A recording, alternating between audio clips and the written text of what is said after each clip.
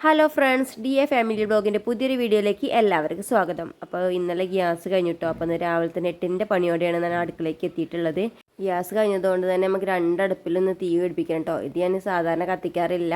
ഞാനൊക്കെ കുടുങ്ങുമ്പോഴോ അല്ലെങ്കിൽ എന്തെങ്കിലും പരിപാടി ഉണ്ടെങ്കിൽ മാത്രം കത്തിക്കുന്ന അടുപ്പാണ് കേട്ടോ. അതുകൊണ്ട് അതിൽ തീ കത്തിച്ച് കിട്ടാൻ കുറച്ച് പ്രയാസപ്പെട്ടിട്ടോ. മാത്രമല്ല 2 ദിവസം മുമ്പ് ഞാൻ മോട്ടർ ഓണാക്കിയപ്പോഴേ അത് ഓഫാക്കാൻ മറന്നുപോയി. അപ്പോൾ വെള്ളം ഫുള്ള് ചിമ്മിനി കൂടെയൊക്കെ നിറഞ്ഞു പോയിട്ട് അടുപ്പിലേക്ക് എത്തിയിട്ട് അത് നനഞ്ഞിട്ട് ഈ കത്തി കിട്ടാൻ കുറച്ച് പ്രയാസപ്പെട്ടിട്ടോ. വേഗം ഞാൻ ചോറിനാണ് വെള്ളം വെച്ചത്, അല്ലെങ്കിൽ കുട്ടിക്ക് പോകാനാകുമ്പോഴേക്കും ആവില്ലല്ലോ.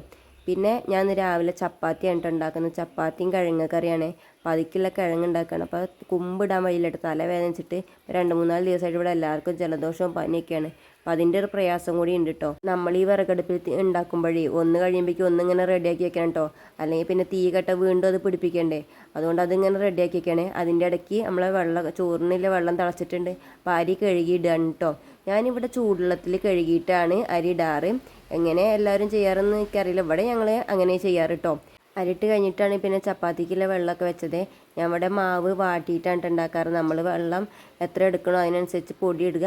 എന്നിട്ട് അത് വേഗം അടുപ്പത്ത് വെച്ചിട്ടോ. ഈ തീവിനെ പെട്ടെന്ന് പിടിച്ച് കിട്ടി, കാരണം അത് സ്ഥിരമായിട്ട് ഞാൻ എപ്പോഴും ഉപയോഗിക്കണതായതുകൊണ്ട് അതിനെ പെട്ടെന്ന് തീ പിടിപ്പിച്ച് കിട്ടിട്ടോ.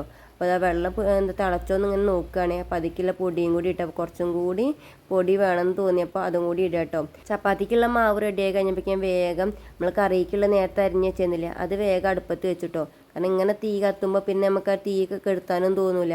അതുകൊണ്ട് ഇനിയിപ്പോൾ സ്കൂളില്ലെങ്കിലും നമ്മളെ പണികളൊക്കെ പെട്ടെന്ന് വരും. കാരണം നമ്മൾ ആ തീ വെറുതെ കത്തല് വെച്ചിട്ട് വേഗം അടുത്ത പണികളിങ്ങനെ നോക്കൂട്ടോ. ഇന്നിപ്പോൾ ചോറിന് വെള്ളരിക്കയും ചേമ്പും കൂടി മോര് കറി വെക്കണം. അപ്പോൾ അതും കൂടി വേഗം റെഡിയാക്കിയിട്ടോ. ചപ്പാത്തിക്കുള്ള കറിയൊക്കെ റെഡിയാക്കിയിട്ട് വേണം ചപ്പാത്തി പരത്താൻ നിൽക്കാൻ കേട്ടോ. കാരണം അത് പരത്തി കഴിയുമ്പോഴേക്കും ഞാൻ ഒരു വിധാവും. ഇപ്പോൾ വയ്യാത്തതും കൂടിയല്ലേ ഇപ്പോൾ പറയണ്ട.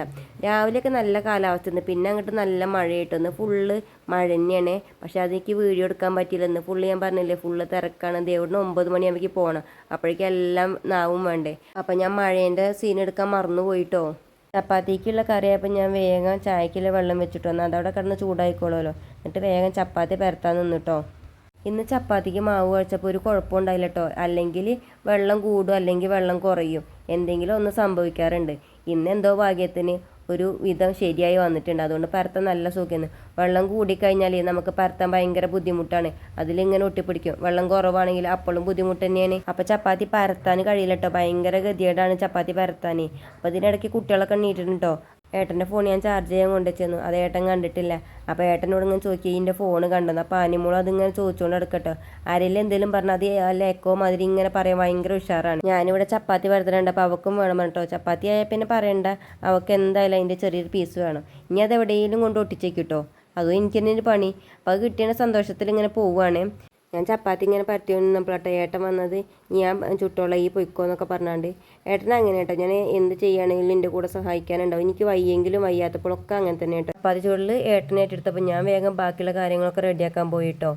ഏട്ടാ ഇതൊന്ന് ചെയ്യുമോ ഞാൻ ഇതുവരെ പറഞ്ഞിട്ടില്ല കേട്ടോ. കാരണം എനിക്ക് അതിൻ്റെ അവസരം വരില്ല. കാരണം ഏട്ടൻ എല്ലാതും കണ്ടറിഞ്ഞ് ചെയ്യാറുണ്ട്. ഓപ്പതാ മുറ്റടിച്ചെല്ലാം കഴിഞ്ഞിട്ട് രാമായണം വായിച്ചുകൊണ്ടിരിക്കുകയാണ്. അങ്ങനെ അത് ഞങ്ങൾ വേഗം ചാടിക്കാൻ നിന്നിട്ടുണ്ട് കേട്ടോ.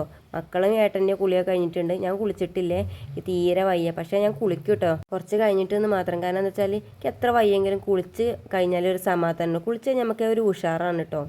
ഇന്നലെ ഒപ്പം നാലമ്പലം പോയെന്ന് കേട്ടോ. അപ്പം മക്കൾക്ക് 2 ടോയ്സ് വന്നിട്ടുണ്ട്. അപ്പം അത് കളിച്ചുകൊണ്ടിരിക്കുകയാണ് ഇവിടെ 3 പണിയെ.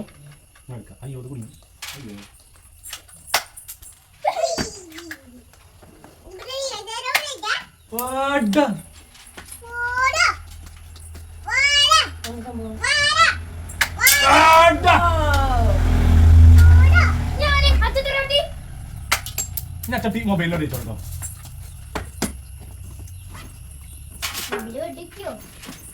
അമ്മേനെ മൊബൈൽ വെച്ചാൽ പഠിച്ചോളൂ. പക്ഷെ ചിരിച്ചേക്ക് കാണണ്ടോ. അശാനെ ഒന്ന് ഇരിക്കോ.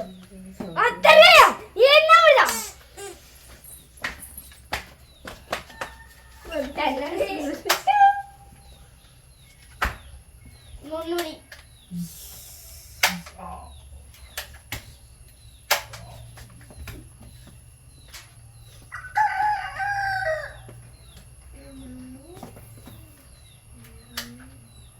അവരെ കളീൻ്റെ ഇടയിൽ ബസ് വന്നതൊന്നും ഞങ്ങൾ അറിഞ്ഞില്ല കേട്ടോ. അതുകൊണ്ട് ബസ് വന്നിട്ടാണ് പിന്നെ പോയത്. മറ്റേ ഞങ്ങൾ റോട്ടിലേക്ക് ഇറങ്ങിക്കാറുണ്ടേ. അങ്ങനെ ദേവൂട്ടിനെയൊക്കെ പറഞ്ഞയച്ചിട്ടാണ് പിന്നെ കോഴിക്കളെ വിടാൻ പോയത്. ഇന്ന് രാവിലെ നല്ല മഴയെന്നു. അതുകൊണ്ട് കോഴിക്കളൊന്നും വിട്ടിട്ടുണ്ടെങ്കിൽ ബ്ലാക്കിക്ക് ചോറ് കൊടുക്കാനും പറ്റിയില്ല. ഇപ്പം മഴയ്ക്ക് ചെറിയൊരു ആശ്വാസം കിട്ടിയിട്ടുണ്ട് കേട്ടോ. അപ്പോൾ വേഗം ബ്ലാക്കിക്ക് ചോറ് കൊടുത്തിട്ട് പിന്നെ കോഴിക്കളൊക്കെ വിട്ടിട്ടോ. ഈ കോഴികളുണ്ടായതുകൊണ്ട് ചെടികളൊന്നും ഉണ്ടാവാൻ സമ്മതിക്കില്ല. അതിറ്റുങ്ങൾ അതൊക്കെ കൊത്തി തിന്നണം കേട്ടോ. അല്ലെങ്കിൽ അതൊക്കെ തട്ടി മറിക്കും. ഇവർക്ക് ഇതല്ലാതെ വേറെ പണിയൊന്നുമില്ല. അപ്പം എന്നും രാവിലേക്ക് അതൊരു പണിയാണ് കേട്ടോ. അത് ഒക്കെ ഒന്ന് റെഡിയാക്കി വെക്കണം. പിന്നെ കുറച്ച് ചെടികളിൽ ഞാൻ മാറ്റി വെച്ചിരുന്നു. അപ്പോൾ അതിലൊക്കെ ഒന്ന് വെള്ളം നനച്ചുകൊണ്ടിരിക്കുകയാണ്.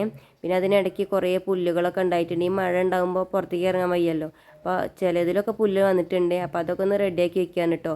സൈഡിൽ കൂടി അതെ നമ്മൾ ചെടി വെക്കുന്നതിൻ്റെ ഇടയിൽ കൂടെയൊക്കെ ഇങ്ങനെ പുല്ലുകൾ വന്നിട്ടുണ്ട്. ഈ മഴക്കാലത്ത് നമ്മൾ എത്ര പുല്ല് പറിച്ചിട്ടും കാര്യമില്ല കേട്ടോ. പെട്ടെന്ന് ഉണ്ടാവുകയെ. ഈ ചെടീൻ്റെ ഇടയിലാണ് കേട്ടോ കോഴി വന്നുകൊണ്ട് മുട്ടണത്. എന്നിട്ട് ആ ചെടിയൊക്കെ തട്ടി മറിക്കുക. പിന്നെ അത് ഫുള്ള് ചെനക്കൊക്കെ എടുത്ത്. ഇവർക്ക് ഇതല്ലാതെ വേറെ പരിപാടികളൊന്നുമില്ല കേട്ടോ.